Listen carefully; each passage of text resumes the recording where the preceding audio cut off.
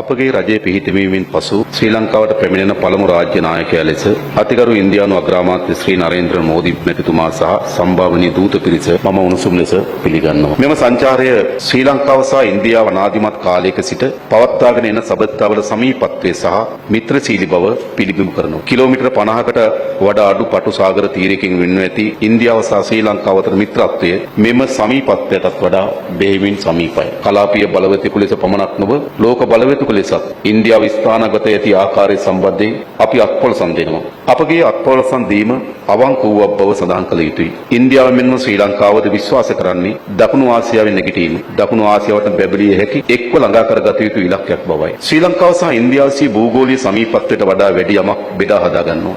මේට සුළු වේලාවකට පෙර අගමැති මෝදි මැතිතුමා සහ අපගේ නියෝජිත පිරිස් අතර ද්විපාර්ශ්ව සාකච්ඡා පැවැත්වුණා. ශ්‍රී ලංකාව සහ ඒ ජනතාවට සමවිතම ලබා දුන් ශ්‍රේෂ්ඨ මිත්‍රත්වයේ සහ නොබිදුණු බහුවිධ සහයෝගයේ සංකේතයක් ලෙස විදේශීය රාජ්‍ය නායකයෙකුට ලබා දෙන ඉහළම ශ්‍රී ලාංකික ගෞරවය වන ශ්‍රී ලංකා මිත්‍ර විභූෂණ ගෞරවාභිදාන එතුමාට ප්‍රදාන කිරීමට ශ්‍රී ලංකා රජය තීරණය කර ඇති බව මා සතුටින් ප්‍රකාශ කරනවා.